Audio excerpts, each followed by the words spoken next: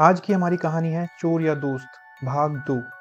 अगर आपने इसका पहला भाग नहीं देखा है तो वीडियो के डिस्क्रिप्शन में आपको पहले वाली वीडियो का लिंक भी मिल जाएगा, वहाँ से भी आप देख सकते हैं।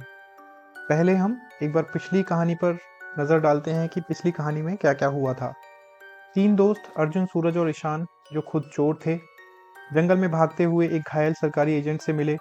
एजेंट ने उन्हें बताया कि गाँव में हो रही चोरी के पीछे एक देशद्रोही गिरोह है जो देश को नुकसान पहुंचाने की साजिश कर रहा है।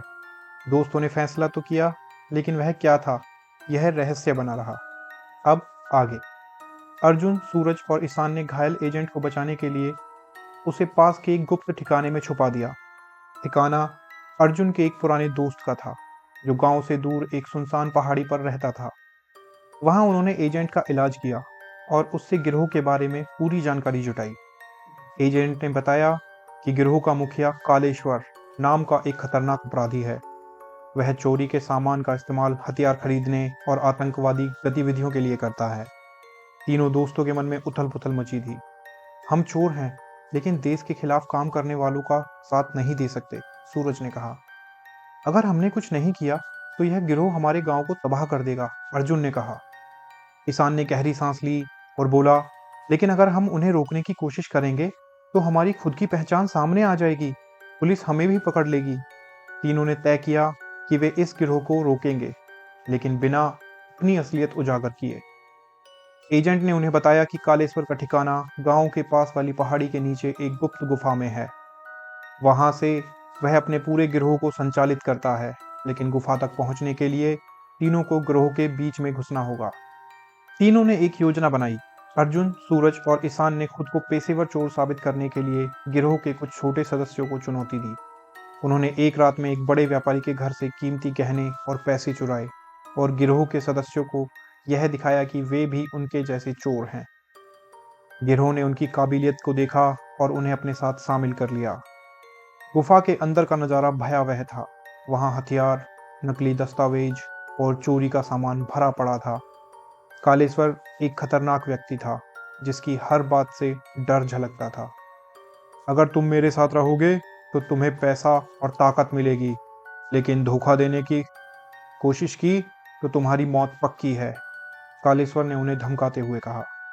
अर्जुन, सूरज और ईशान ने कालेश्वर का विश्वास जीतने के लिए अपने चोर कौशल का प्रदर्शन किया। गिरोह का विश्वास जीतने के बाद तीनों ने धीरे धीरे गिरोह की कमजोरियों को समझा। उन्होंने देखा कि कालेश्वर के सबसे करीबी आदमी रघु अंदर से गिरोह के खिलाफ था। एक रात अर्जुन ने रघु से बात की।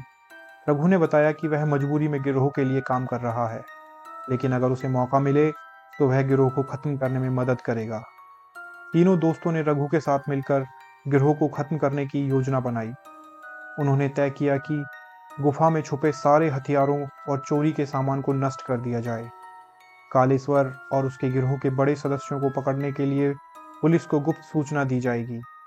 गिरोह को भीतर से तोड़ने के लिए उनके भरोसेमंद सदस्यों को उनके खिलाफ भड़काया जाएगा।